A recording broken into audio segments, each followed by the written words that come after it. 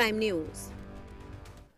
झारखंड में पिछले 13 दिनों से चल रहा छात्र आंदोलन अब निर्णायक मोड़ पर पहुंच गया है। जेपीएससी और जेएसएससी समेत विभिन्न भर्ती परीक्षाओं में कथित अनियमितताओं को लेकर प्रदर्शन कर रहे छात्रों से अब राज्य सरकार बातचीत के लिए तैयार हो गई है। हालांकि छात्र भी वार्ता के लिए राजी हैं, लेकिन उनमें कुछ शर्तें रखी हैं। इस बीच सरकार के अलग अलग बयानों और विपक्ष की राजनीति ने इस पूरे मुद्दे को और भी ज्यादा गरमा दिया है। देखिए हमारी इस खास रिपोर्ट में।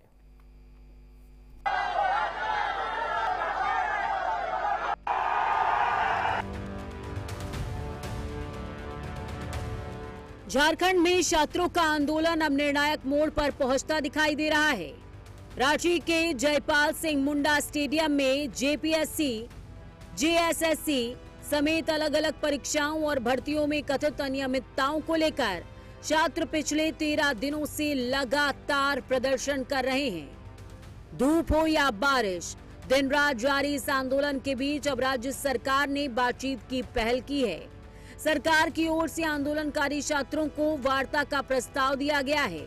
हालांकि छात्रों ने भी बातचीत के लिए हामी भरी है, लेकिन अपनी कुछ शर्तों के साथ।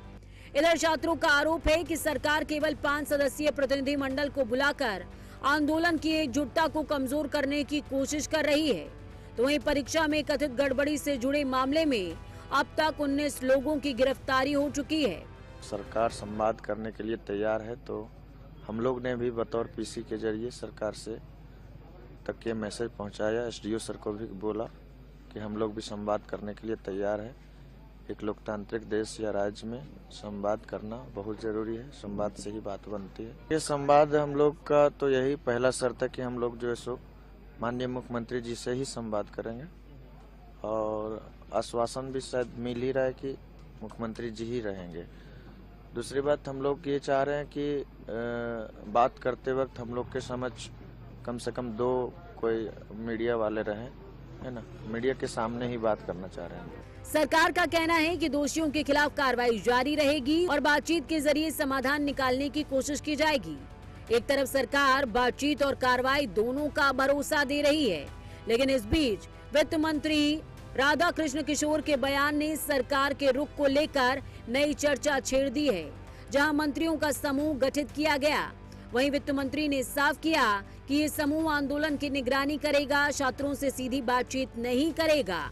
मुख्यमंत्री जी ने बहुत सकारात्मक कल भी और आज भी बोला है। एक कमेटी भी बनाई गई है और छात्रों तक यह संदेश भेजा गया है कि वो सरकार वार्ता के लिए तैयार है। वो अपना प्रतिनिधि मंडल एक तय करके बताए, और उन लोगों से सरकार ने जो कमेटी बनाई है वो बात करने के लिए तैयार है।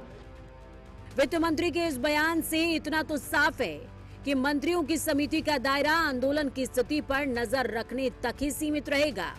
हालांकि उन्होंने ये भी कहा कि सरकार छात्रों की मांगों को गंभीरता से ले रही है और समाधान निकालने की कोशिश जारी है।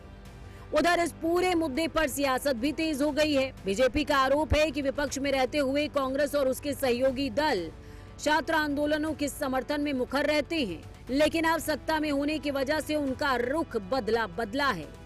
इस मुद्दे को लेकर बीजेपी सांसद मनन कुमार मिश्रा ने राहुल गांधी और कांग्रेस तक पर निशाना साध डाला।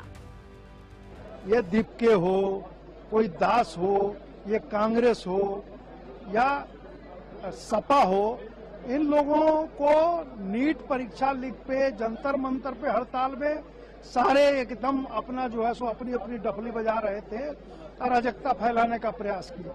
लेकिन झारखंड में थी जो भी जंतर मंतर पे हुआ, अब बहुत गंदी राजनीति थी। इसमें उग्रवादी तक को इन लोगों ने घुसा दिया, और इन लोगों ने जितना घिनौना काम जंतर मंतर पे किया, और झारखंड में इनकी निष्क्रियता ये साबित कर रही है कि जो भी प्रदर्शन जंतर मंतर पे इन लोगों ने किया वो पूरी तरह राजनीति से प्रेरित था।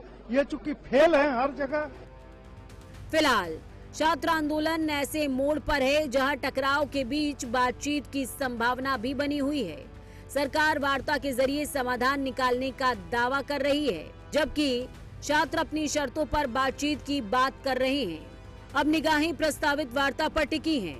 देखना होगा कि ये बातचीत किसी ठोस नतीजे तक पहुंचती है या फिर आंदोलन और तेज होता है। Bureau report, prime news. और राष्ट्र प्रथम में मेरे साथ सिर्फ इतना ही। नमस्कार।